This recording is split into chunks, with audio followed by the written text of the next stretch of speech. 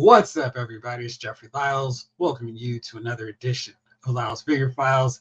Today, special episode breaking down my favorite figures of my favorite wrestler, the man called Sting. You can't make out the whole shirt, but I wore this thing out to the ground. And it's because Sting's so cool, man. I mean, the dude is just, as soon as I saw him back in the NWA build up to Starrcade 87, I was like, this guy is great. He's got the crazy spiked platinum blonde hair. He's got the ever-changing face paint, the matching tights, the gear. It's like, this guy is cool. He had a little howl, ow! And kept calling out Ric Flair, who, in my very short time of watching NWA at that point, I really grew to get tired and get sick of that dude. He's always running his mouth and having the Four Horsemen jump in and claiming he's going to take Ronnie Garvin's title. But when Sting challenged him, it was great. And just watching his career throughout the years, I mean, when the Horseman turned on him, I was like, you bastards. I mean, I was diehard, still am, diehard Sting fan, rewatching his career. I'm on mid 87 right now, so he's split apart from Hot Stuff, Eddie Gilbert, and Rick Steiner, teaming up with gentleman Chris Adams.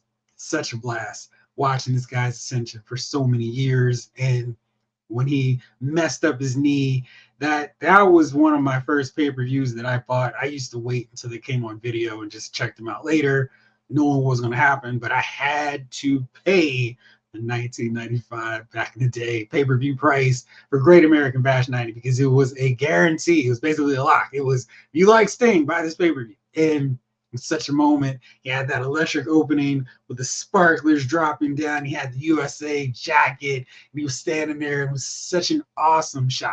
And I really would love to reenact that with my figure. Can't.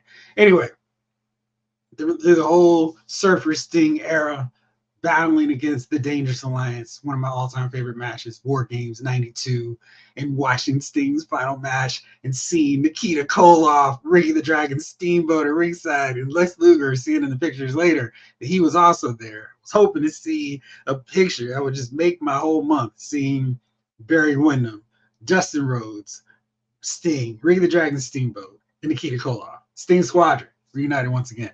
But yeah, it was really awesome seeing that, and then the evolution to the Crow Sting, and just such a cool, dark, mysterious look for him. Quite the contrast to the exciting, hyped up Surfer Sting. Anyway, we've had a lot of great figures, had some okay figures, and had a lot that were just, what were y'all doing? Versions of the Stinger. And I feel like you all already know what's going to be the number one. So let's just have a little fun as I make my way to the eventual obvious, clear cut number one choice and the best Sting figure of all time. I did have one, before I get to the honorable mentions, I'm going to throw out the figures that I really wish I could have put in this top 10 list, but through various reasons, I was not able to. And this is probably my least favorite Sting figure. And this is said Great American Bash one from Mattel. It's the defining moments. I mean, he's almost got everything. His head sculpt gives me nightmares. It's just so bad. I don't really understand. They were trying to go with the poster look as opposed to just doing the Sting, but it was just such a weird choice. Let's focus on Sting, not me. There we go. So the face paint's really good, accurate on him, but such a mistake. We got the tassels on the robe, or the ring jacket, but it makes for the hardest thing to take off because they're so welded shut. And it's just bad. The expression's terrible. These boots aren't accurate, but they did release another one that had the more accurate one. Sting didn't wear laces like this. So, I mean, the Scorpion looks great. Colors are awesome. Just really wish they had done this as an Ultimate Edition figure because you know they would have improved this so much more if Sting just stayed around a little bit longer. I'm really hoping that Sting will, stay in the good graces with AEW. They did him right. They did right by Sting. But sign a marketing deal so we can get some more Sting action figures from Mattel. That's literally my only selfish reason why I want him to have anything to do with WWE.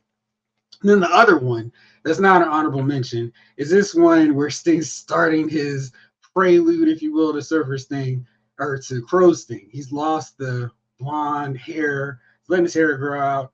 And this is a colorful one. This is like around 95, 96 era, more 96. So this is a colorful rainbow edition of Stinger on the side. The Scorpion looks great. Again, the same problem with this hard to remove jacket. And the head on this figure is so massive. I don't know if you can really tell, but it is huge. And so this is another one that's just so close, but another mistake. And this head sculpt is really good. It actually looks like Sting, but man, size that bad boy down, give him another body. The good thing is with the Ultimate Edition articulation, I could probably take the hips off and at least the legs. And this one does have the correct boots. And then apply that to another Sting figure, and maybe this head won't be so crazy, but the jackets are a lost cause. And I really wish Mattel had decided to move Sting faster on that list of figures that needed Ultimate Edition ones, because he was still under contract for at least the first 3-4 waves of Ultimate Edition figures. We got that Bret Hart with the jacket removed and didn't impede his articulation. Really wish Sting had one too.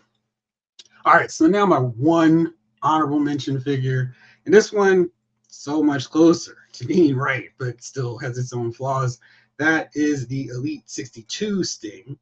And I'll give you another shot of that here on my site. It's the same problem with the jacket. This thing is the bane of my collecting, just the whole deal. And I actually put this on this figure because I can't stand it so much, and it's so hard to take off. So this one actually didn't come with it, but this was part of the exclusive set. Yeah, one exclusive set. They've done several versions of Sting in this, but this one was the one that actually came with the belt. And I wrote, "This is finally a good server Sting figure," and it's not quite. The big problem is this torso, which is a huge problematic mess. It is the Batista torso, which you can see the problem here. It doesn't allow for his arms to come down flush against his, his sides, and the torso. The abs are splitting out a little bit past the tights. It's kind of like Sting, going to die, bro. And it's just a shame because he can't do all the awesome stuff you want to do with a Sting figure. So you can see the gap here. You cannot get any closer with that. The white was a really nice paint job choice, like the light green boots and a very colorful Scorpion. So, I mean, again, this is something I hope I can cannibalize and use for another one. This head sculpt is awesome.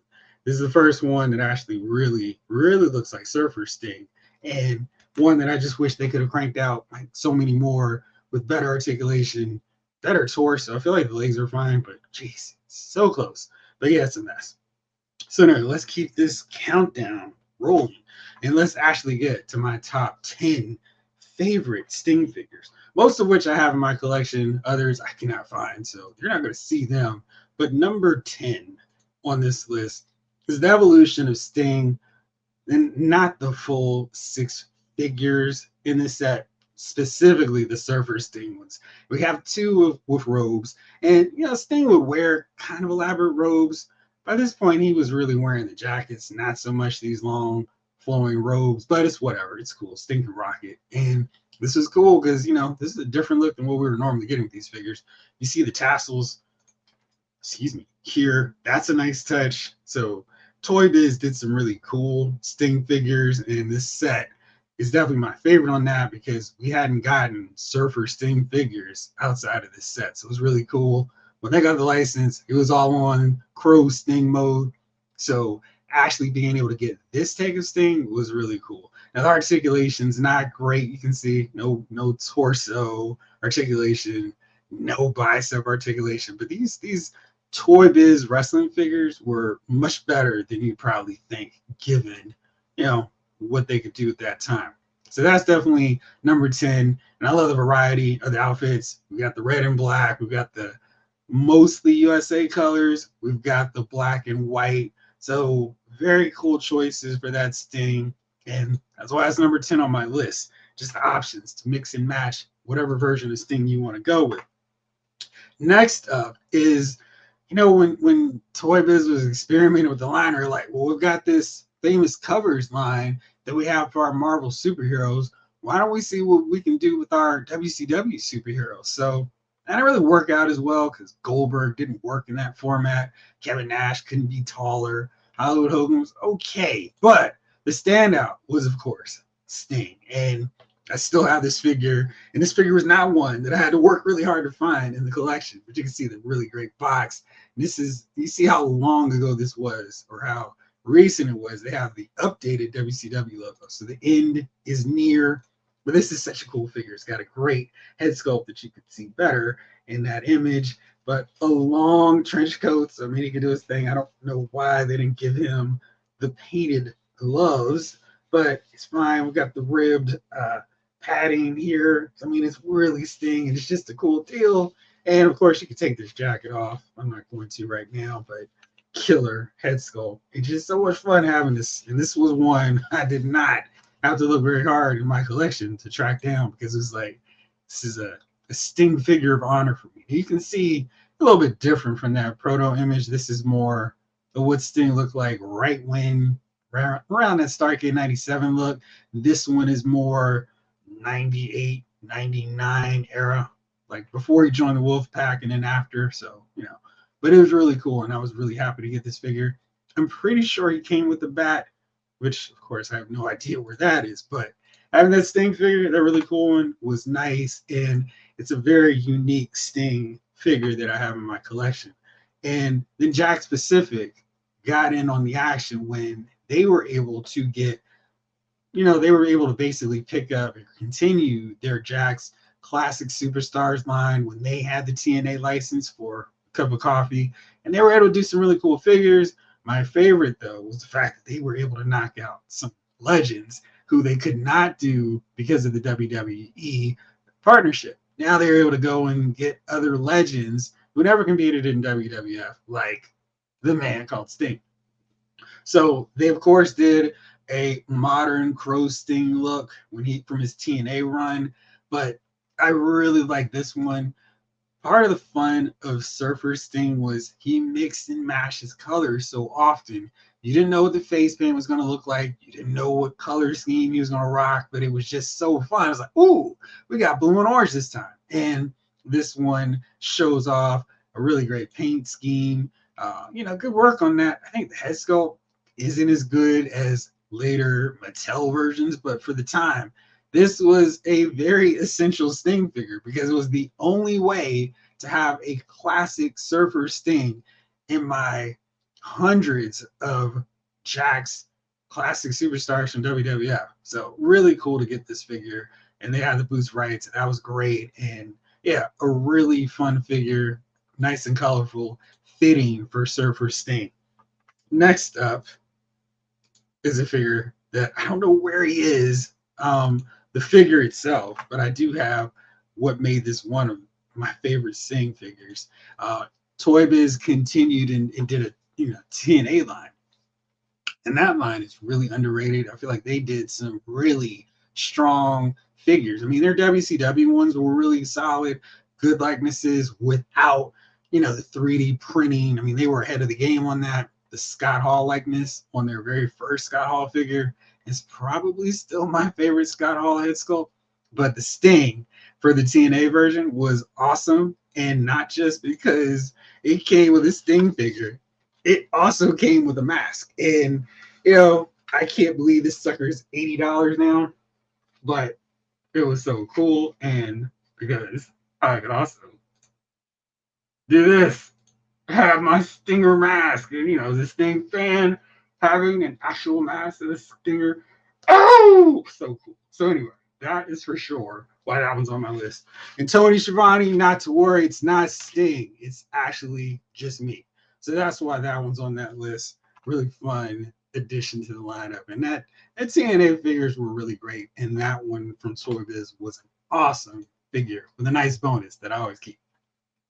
Next up, continuing the TNA love, because they were doing some really great Sting figures. Sting entered into this kind of Joker phase, definitely inspired by The Dark Knight Returns, where he was a little unhinged Stinger. And, he's running around tormenting Hulk Hogan and all the other guys at that time period. But this was a really unique look for him, where he just kind of smeared his face paint on, not as precise and meticulous as it was in the past. And it's got the clearly inspired Joker smile going. It was just wow, because Sting was doing some really wacky stuff, but it worked. And this figure does too. And the reason this was a little bit higher than the other ones is because it's based off of Jakks's deluxe classic superstars, and that featured more articulation. They had some problems with super balloon biceps, but they had way more articulation than the standard versions that we were getting from them at that point in time. Torso articulation could rock back and forth, and a little bit of range to kind of simulate butterfly shoulders, but that was really cool. And hip articulation was solid here. This included a swivel joint, double jointed knees. I mean, this was the creme de la creme of articulation for Jakks Pacific at this point in time, and a great head sculpt showing the craziness of Joker Sting and just the smeared face paint. It's just a really great figure, and that one absolutely had to be on my list of top Sting figures. And it's wild because we had a lot of cracks from Mattel, but they really don't rank as high or have as many selections on this as I thought they might. Next up is another one from Jakks Pacific. Say that so many times fast. It's their Legends of the Ring Sting. And the reason why this one's higher than the other one is because this was an exclusive from Ringside Collectibles, and it features Sting in that iconic Great American Bash 1990 jacket. He would wear this on other occasions, specifically when he would go over to wrestle in New Japan, whether with or against the Great Muta. So this look is from one of those matches. I wish they had done a little bit more of a USA themed face paint for him. It's kind of uninspired on that sense. Definitely some face paint pattern that Sting would rock a lot, but it just felt like you got the USA look. Go with that. So the jacket's really cool. I still would wonder if that would work and track it down. Maybe Ralph's clothing still has that as an option to purchase. Maybe I'll look into that. We got the Gold Scorpion. That's a really cool look. I like that all white look where he didn't match another color for the boots. He just kept it all plain white. The color rush version of Sting, if you will. So I love this look. I just wish we had gotten this from Mattel again in elite form with a better body. But this is a really great look, and having that iconic jacket really does a whole lot for me in moving that high up on my list. And I couldn't do this list proper without including at least one AEW version of Sting. Sting's figures have been really great from them. It's just like an onslaught of which one do I want. There are a lot of great options. I think they had no problem getting Sting's likeness down. I mean, look at that. That is Sting. And I like this one because, a huge part of his run in TNA, and AEW was rocking with Darby Allin, teaming up with him. So we got a Sting and Darby t-shirt applied, and it's got a little thickness to him because, sometimes he needed a little padding with all the bumps he was taking. Crazy stuff. And got the nice folds, the patterns on the shirt, and the ribbed pants again, and just a really nice looking figure. And I've got several of these Sting figures from AEW. They did good work. Sorry about that. And just a really solid tag team pack. Darby has the Sting and Darby airbrushing on his skateboard. So that's a nice, cool addition on that. Sting figures from them were good, though. And you really can't go wrong with any of these AEW Sting figures. Maybe you could darken the hair a little bit more, but the likeness is great. I mean, that is Sting from this time period, and I think they did a great job of capturing his look in that time period. And it's a little bit more expensive than normal because I feel like they dropped the prices on these. Maybe this is a Sting retirement surge in prices, but I think you can find that for a little bit cheaper later on. Now, we're closing into the final three, which is crazy. That took way shorter than I thought it would, even with my trip down memory lane. And it was wild because one of my consistent things with Mattel has been their elites. Their elites are better than the basic articulation. The Ultimate Edition articulation's better.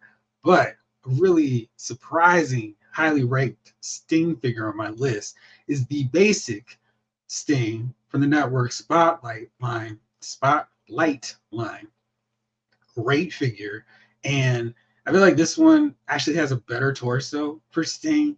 it works more. You can see how it matches up against this Batista mold, which I can't stand. This one can lay, the arms can sit a little bit flusher against the side, and it doesn't have as much articulation, but it's a really nice figure. And that lightness of Sting is awesome. The color scheme on the paint is fantastic. Just a really, really great figure. This is the main Surfer Sting in my display in my WCW front. But it's just a really good figure with this likeness. Again, this is one I really want to figure out a way to transplant some of these parts, put them on, make my own customized Ultimate Edition Sting. I just got to figure out what parts I need to use to make the best version of Sting. But this is a really good one. And I can kind of fake some of this articulation, get my Stinger Splash going with this guy.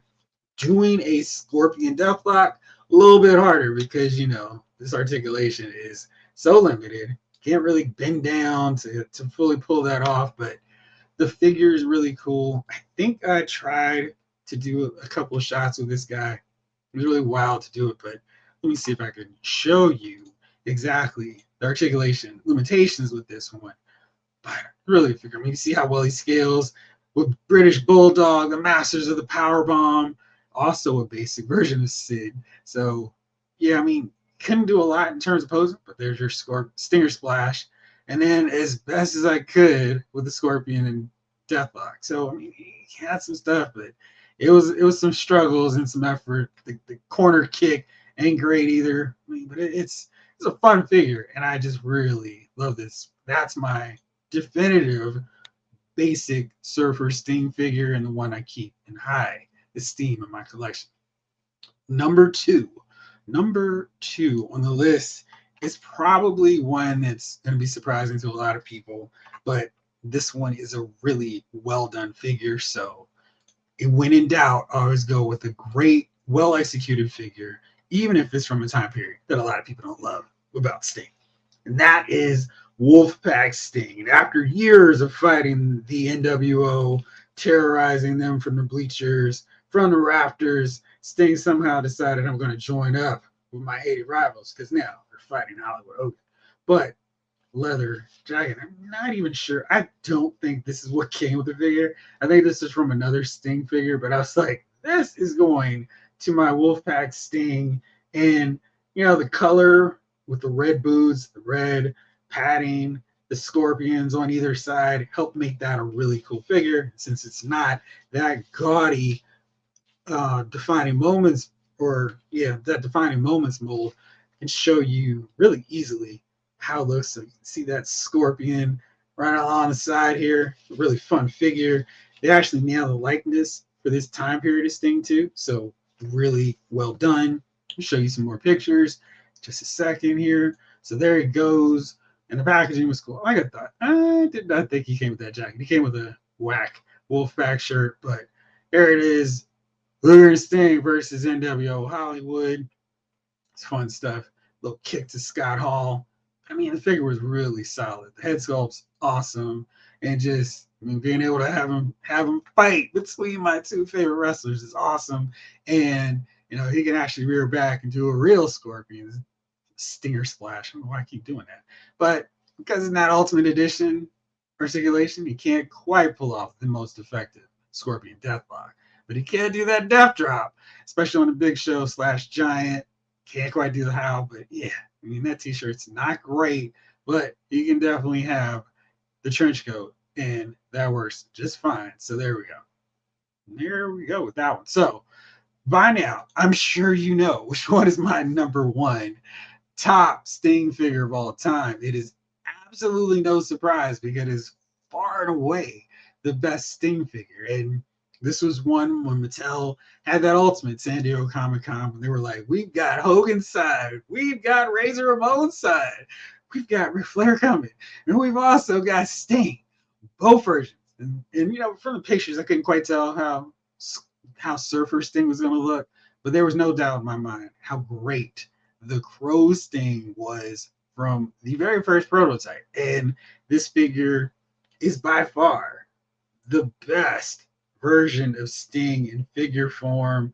They totally nailed the head sculpt. This is Sting during that time period. So there we go. So perfect. I mean, they just absolutely killed it with him. I mean, this guy was awesome. Gotta watch the bat there. There we go. You can see he's even got the necklace, and this is the proper outfit. The leather jacket hangs just fine.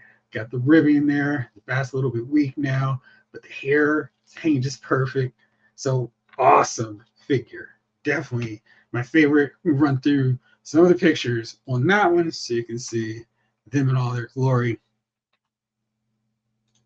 Definitely a great figure. And I thought the fact that they killed this figure so well, I was like, oh man, all the Stingers we get from this point on are gonna be this awesome. That wasn't the case. It was just too good.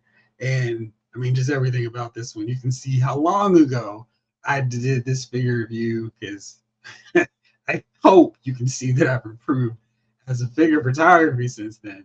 Photographer since then. We got our dueling sharpshooters and Scorpion Deathlocks there on the NWO Hollywood or NWO in general. There he is celebrating his big world title win. So that is a big win for that figure. Absolutely head and shoulders the best version of Sting in figure form. So awesome. Love it.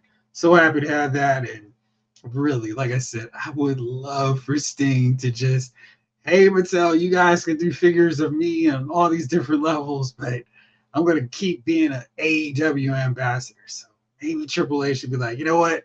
We dropped the ball with you during your WWE run. We'll do a solid so Mattel can get some better figures if you. Fingers crossed. Anyway, that's it for this episode. Thank you, Stinger, for all those great memories, all those decades. Thank you all for watching. This episode of Lost Figure Files has been filed. Ow!